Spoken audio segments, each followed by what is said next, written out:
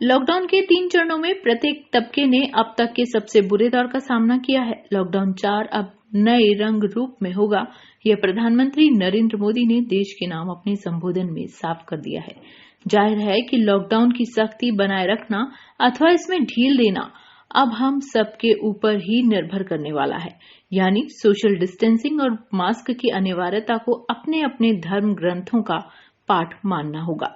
लेकिन बड़ी चिंता व जिम्मेदारी बेपटरी हुई जिंदगी को वापस पटरी पर लाने की है, क्योंकि संकट सब जगह पनपा है, गांव में भी और शहरों में भी। केंद्र सरकार की ओर से घोषित 20 लाख करोड़ रुपए के राहत पैकेज का ब्यौरा आना शुरू हो गया है। अब सबसे बड़ी जिम्मेदारी केंद्र से लेकर राज्यों तक हमारे हुक्मरानों की है, क्योंकि इरादे नेक और कोशिशें ईमानदारी से हो तब जाकर ही हर मुश्किल को आसान किया जा सकता है। कोरोना का खतरा टल गया हो ऐसा अभी नहीं है। सबको कोरोना के साथ कब तक रहना पड़ेगा यह भी तय नहीं है। ऐसे में संक्रमण न फैले, इसको लेकर खासी सावधानी रखने की जरूरत पड़ने वाली है। बड़ी वजह यह भी है कि लॉकडाउन में ढील के साथ ही प्रवासियों की ओर से अपने घरों की ओर लौटने का सिलसिला और बढ़ने वाला है। खास तौर से ग्रामीण इलाकों पर विशेष निगाह रखनी होगी, जहां पिछले 50 दिनों की कड़ी निगरानी में ग्रामीणों ने कोरोना को गांव में घुसने से रोकने के भरसक जत्न किए हैं। मास्क लगाने की अनिवार्यता, सैनिटाइजेशन की जरूरत और सोशल डिस्टेंस की सीख तो गांव कस्बों तक सब जगह पहुंच गई है। लेकिन खुद कोरोना संक्रमण के खतरे से मुक्त समझने की लापरवाही से यदि इस सीख को अमल में लाने की कोशिशें नहीं हुई, तो अब तक के लॉकडाउन में बचने के तमाम प्रयासों के निष्फल होते देर नहीं लगने वाली।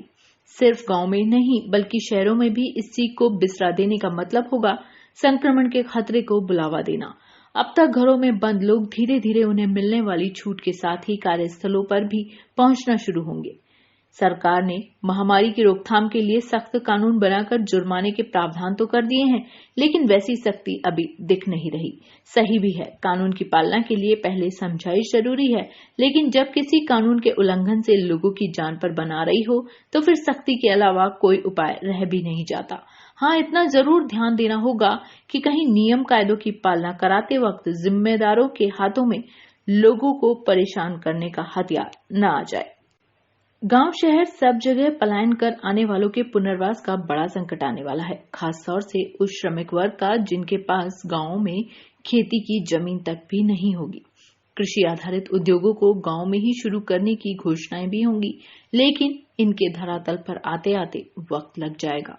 बड़ी जरूरत तात्कालिक रोजगार की है।